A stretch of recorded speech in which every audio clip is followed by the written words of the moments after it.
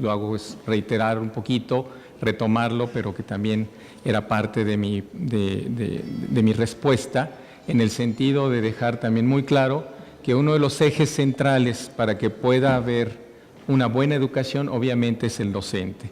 En el docente se carga todo, ¿sí?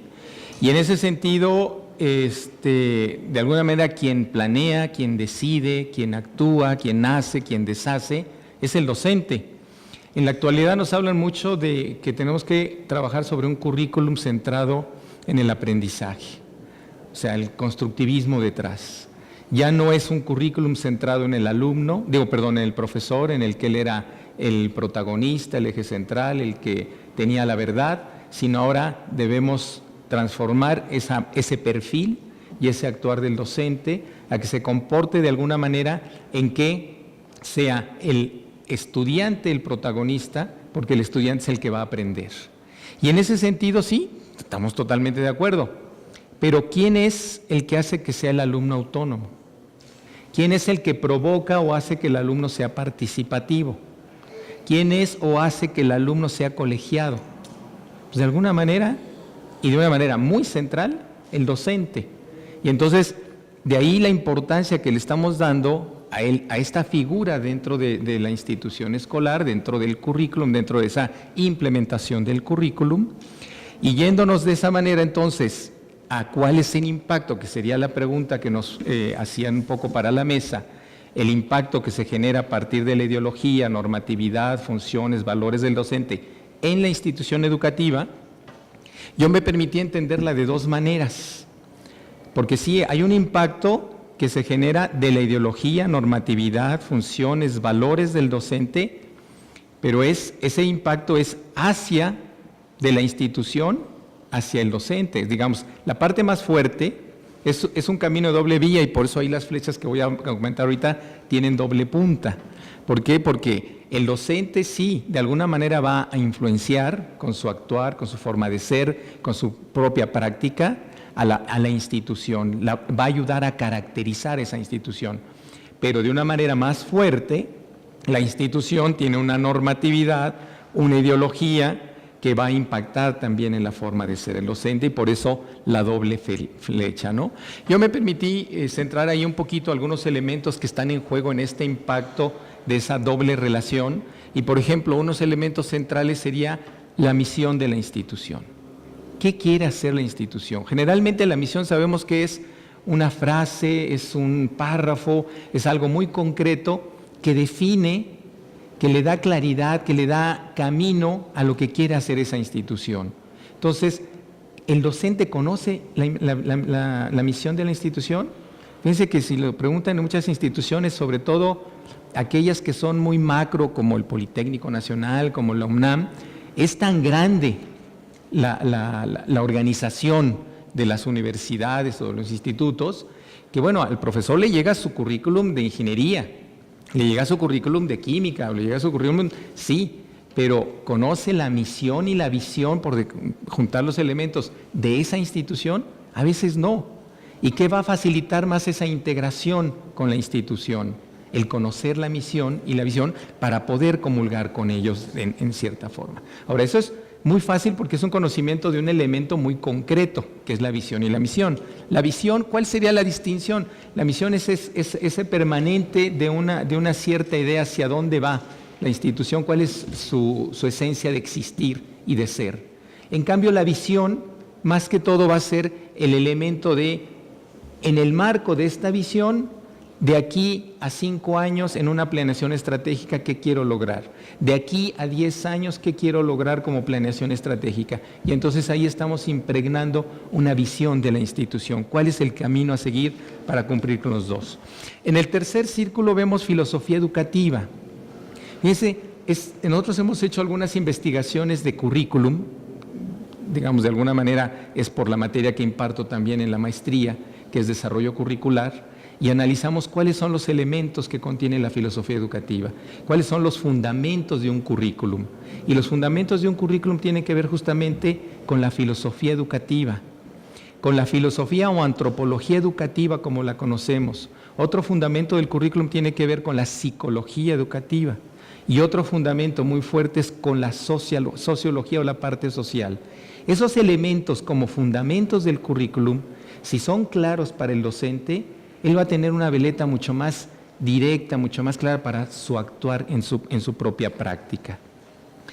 Yéndome a otro elemento de la institución también define un perfil ideal. Ahí tendría que ser el perfil ideal del docente, porque igual puede haber un perfil ideal del alumno que es muy breve, es muy poco, se convierte casi en la característica de los elementos de ingreso a la institución.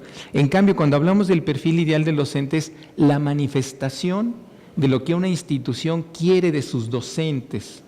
Luego dicen, bueno, me van a evaluar, pero ¿y sobre qué me van a evaluar? ¿Qué esperan de mí? Y a veces el docente no sabe por qué soy buen docente o mal docente. A veces el instrumento de evaluación es el que refleja lo que la institución quiere, porque ese instrumento de evaluación fue hecho, decir, yo quiero que sepan de la materia, quiero que sean especialistas, quiero que sepan didáctica, quiero que tengan buena comunicación en el aula, quiero que sepan motivar, quiero que tengan además ciertas características personales, etcétera, etcétera. Entonces, si analizamos a veces un instrumento de evaluación, nos va reflejando ese perfil ideal del docente, pero que de alguna otra manera deberíamos conocer como perfil y no tanto como instrumento de evaluación. Y eso sería entonces también, ahí hay un elemento de mucha fuerza en esa flecha de doble punta. ¿Por qué? Porque la institución influye, impacta y determina mucho en el quehacer docente desde lo que está esperando de él. Y lo mismo, el docente con su actuar, su ideología, su forma de ser, impacta y deja huella en la propia institución. El otro elemento, me salto de la evaluación hacia el final, sería el de la estructura curricular. Ahí hay una presión muy fuerte. Los currículums hace muchos años, y no hace tantos, y además todavía prevalecen, diseñados al conductismo, ¿sí?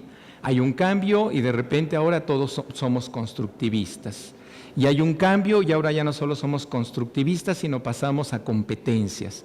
Y en competencias estamos debatiéndonos ahí si somos de competencias o más bien son de rasgos de logro de aprendizaje.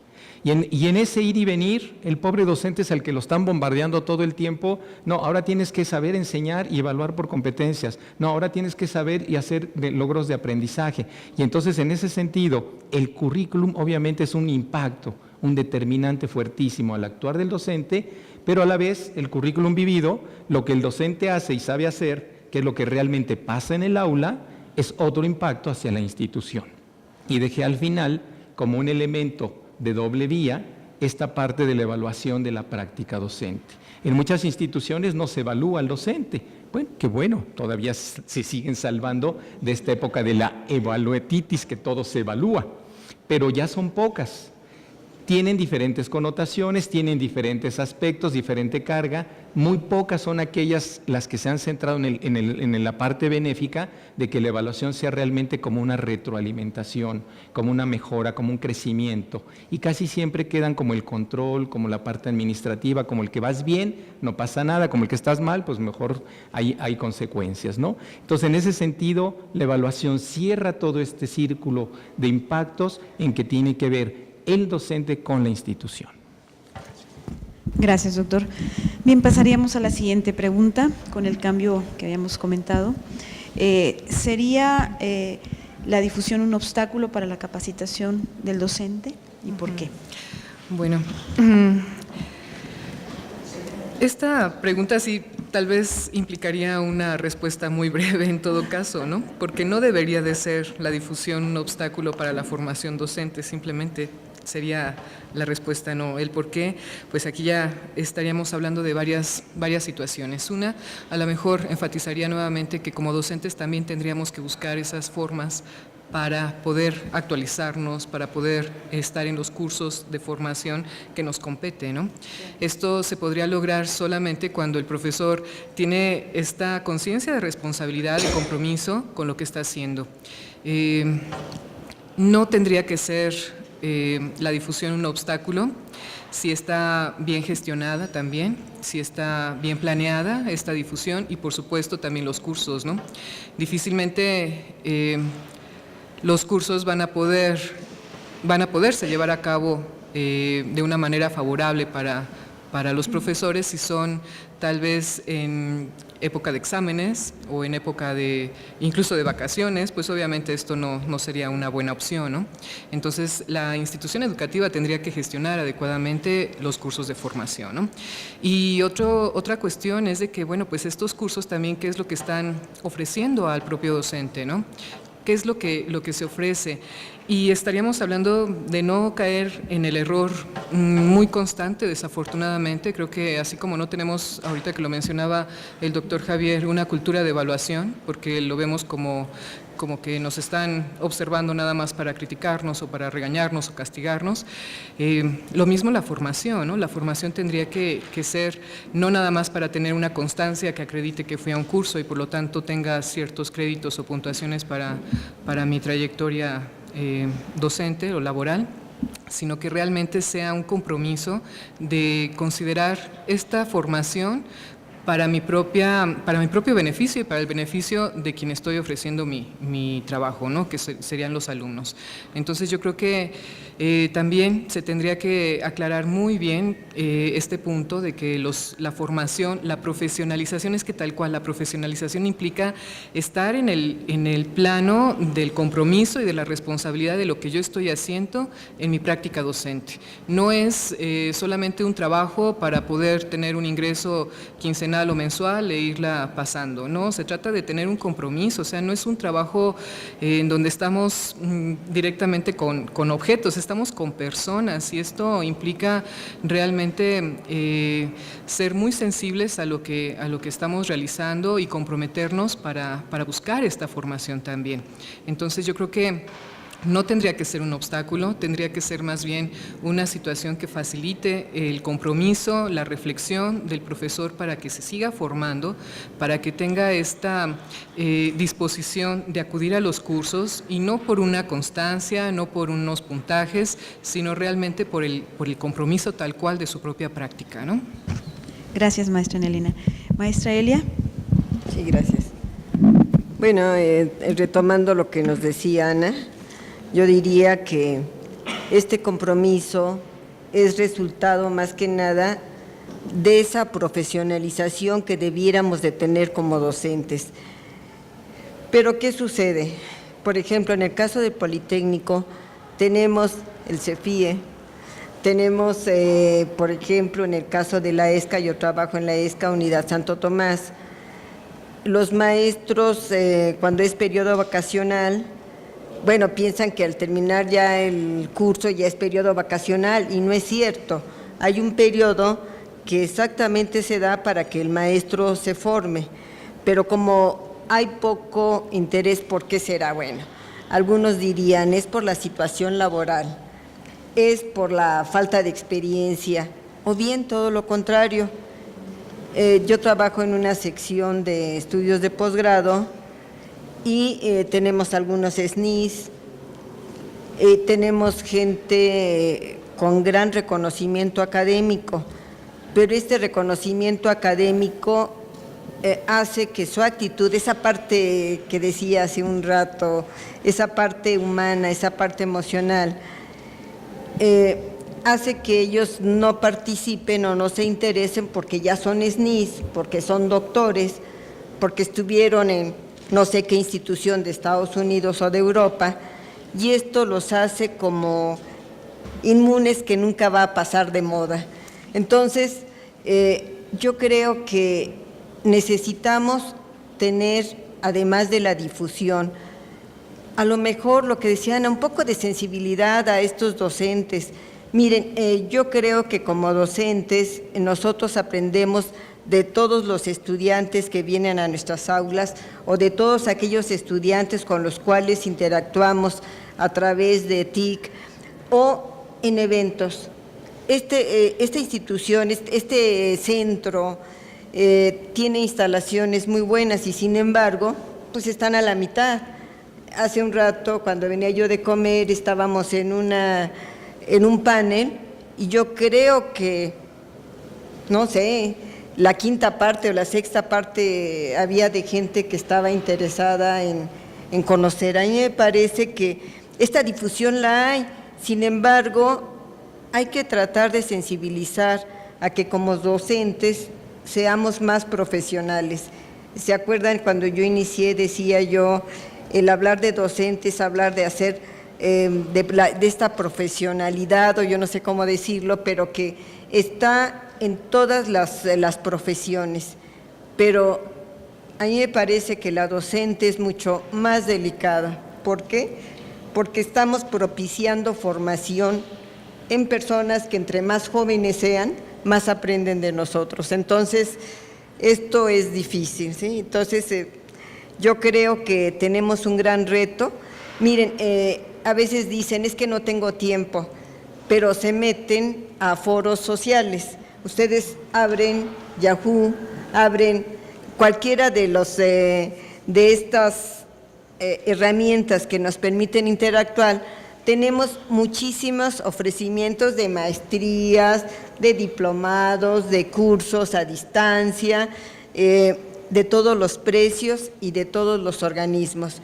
Entonces, realmente a mí me parece que no es problema exactamente de difusión, es problema de profesionalización. Gracias. Gracias, doctora. Doctor José Jesús, su turno.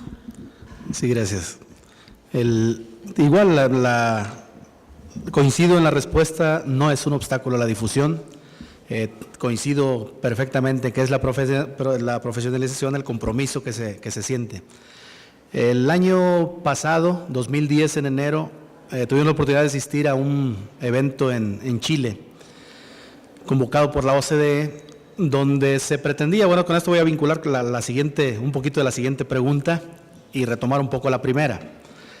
En ese seminario se trataba pues de analizar los elementos que tiene el sistema educativo chileno respecto con miras a elevar la calidad de la educación y ver qué de ello podía ser aplicable en México. Y uno de los elementos que tienen muy avanzados es la evaluación docente, justamente. En ese esquema, nos decían las personas que aplican este proceso, se evalúa al docente su desempeño en una ocasión. Se detectan a través de la evaluación, que es una de las finalidades, las áreas de mejora que tiene esa persona, se le brindan las oportunidades con esquemas focalizados ya de atención y de intervención para que la persona mejore esos aspectos que la evaluación marcó que estaba abajo. Después de 2 años se le vuelve a evaluar, y se detectan igualmente áreas de necesidad donde se le brindan las facilidades para que realice la capacitación. Pero si a la tercera evaluación hay una constante en donde el desempeño no mejore, a la persona se le dan las gracias por haber estado prestando los servicios en la institución o en el sistema educativo y se le cesa. La pregunta de los maestros mexicanos que asistíamos a ese evento fue, ¿y el sindicato qué hace ante eso? ¿Sí? Y el presidente del Colegio de Maestros, que es el sindicato pues, en ese país, decía, el sindicato garantiza que la persona tenga una salida digna, le hace una fiesta de agradecimiento por los servicios prestados y garantiza que se conserven y se respeten sus derechos laborales, pero no avalamos que siga en el servicio docente tratando de echar a perder más alumnos, ¿sí? Efectivamente, bueno, a partir de esas recomendaciones que viene una tendencia en México, al menos en educación básica, donde se habla de la evaluación universal de los docentes y ya cada institución, bueno, tendrá que aplicarla. Y efectivamente, así como debe haber estímulos al buen desempeño, estímulos a la preparación, también tiene que haber consecuencias justamente al mal desempeño. Y mientras no existan ese tipo de consecuencias reales, previo a hacer los esfuerzos necesarios para que la persona mejore y brindándole las oportunidades para que mejore, definitivamente tiene que haber medidas drásticas en este sentido. ¿Sí? La educación no es un pasatiempo, la educación es un juego. Las buenas acciones nos benefician a todos, pero las malas acciones desde la docencia también nos perjudican, ¿sí? En este sentido, nosotros realizamos la aportación de que esa formación docente pues no tiene que realizarse a través de cursos aislados que el maestro crea que le sirven, no, tiene que realizarse a partir de diagnósticos y a partir de trayectos formativos.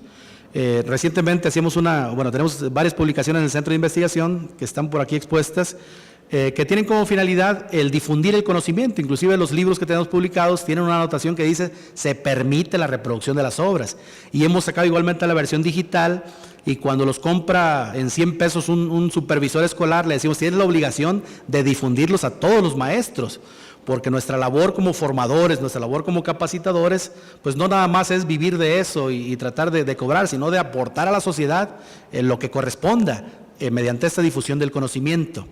Estos trayectos formativos, les decía, planteamos dos opciones. La primera es convertir la práctica educativa en un objeto de estudio, sistemáticamente, y para esto hay metodologías igualmente muy avanzadas, ya muy experimentadas, que tienen que ver con develar la práctica docente como es en sus acciones, cómo está estructurada, detectar áreas de oportunidad, áreas de mejora para poder realizar proyectos de intervención para tratar de mejorar las debilidades detectadas. Y la otra opción es analizar cada uno de los componentes de las competencias docentes genéricas de las que les hablaba hace un rato, para tratar de ver cuestiones específicas en las cuales incidir y en las cuales intervenir. Pongo un ejemplo. ¿Qué implica la competencia académica de que hablaba un rato? Bueno, implica mínimamente conocer el plan de estudio de la institución, la visión, la misión, ¿sí? Implica conocer el programa de estudio sobre el cual voy a trabajar, porque hay docentes que están desarrollando esa función y hacen su trabajo de acuerdo a lo que erróneamente se ha conocido como libertad de cátedra, y mal llamada libertad de cátedra, ¿sí?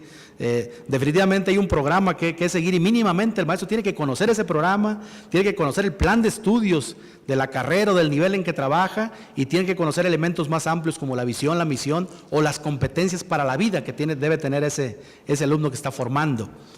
Otro elemento es conocer evaluación, técnicas, procedimientos, instrumentos de evaluación cualitativa y cuantitativa, ¿sí? Sistemáticamente, en estudios bien fundamentados. Entonces, si el docente no conoce esas maneras, bueno, es importante ir detectando esas áreas para ir trabajando justamente en base a diagnósticos, en capacitaciones muy específicas. Y esto se logra a través de trayectos formativos y se logra, como decía hace rato, en manantial, ¿sí? Esa es la aportación.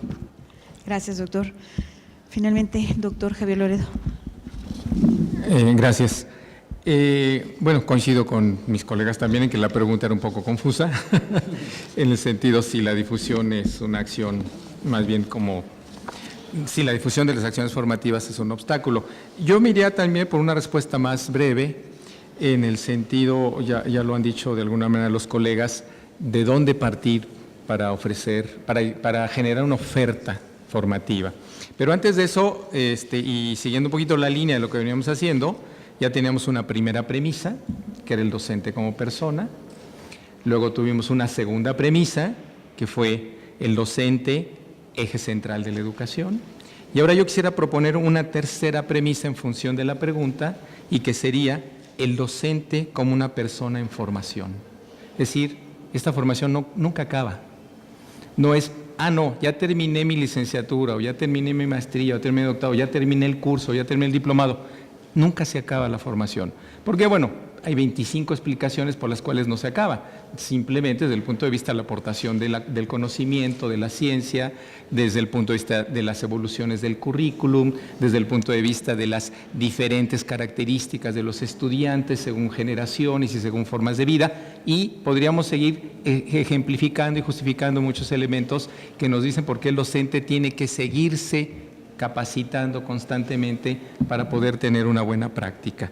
Y entonces, en esa línea, yo diría, algunas cosas que aparecen ahí en la lámina, era como las acciones formativas fomentan sobre todo el intercambio de experiencias, de estrategias didácticas. En una investigación que hicimos sobre qué necesitaban los docentes para la capacitación, resultaba que lo que contestaban si los cursos que se ofrecían les servían para algo, y fue casi unánime la respuesta de no nos sirven, ¿sí? Hemos ido al curso de planeación, hemos ido al curso de evaluación, hemos ido al curso de diseño, no nos sirven para mejorar la práctica. Es decir, la pregunta era en función de eso. ¿Los cursos les sirven para transformar o cambiar su práctica? Y en ese sentido reconocían no nos sirven. Pero son muy ricos, son muy atractivos, porque sabemos que siempre vamos a tener un encuentro con colegas, un encuentro con pares, y escuchar las problemáticas, las propuestas, las acciones que hacen otros docentes es muy enriquecedor. Desde ahí ponía yo el intercambio de experiencias, de estrategias didácticas, es decir, en esa comunicación que a veces poco tenemos tiempo de hacerla, vamos a clase, damos clase, salimos de una clase, vamos a otra, si estamos en el pasillo hablamos de otra cosa, si estamos en una especie de descanso hablamos del fútbol o del cine, no tenemos espacios para hablar de la práctica docente, de lo que nos sucede en el aula. En cambio, estos docentes de la investigación nos hacían ver como una parte muy rica, es decir, no nos vayan a suprimir porque estamos diciendo que nos sirven, al contrario, no nos sirven con la intencionalidad que están diseñados ni como los elementos que nos quieren aportar, nos sirven por ese intercambio de experiencias y de vivencias didácticas.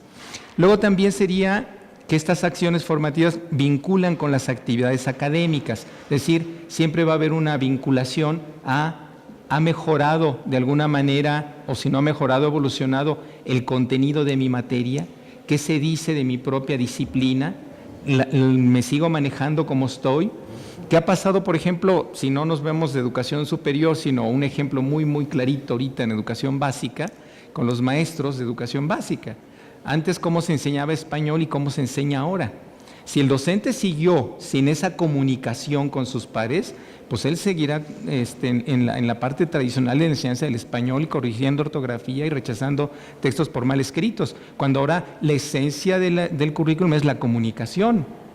Y entonces se enseña de otra manera y se ve el español de otra manera. Y así nos pasa en educación superior con nuestras propias disciplinas.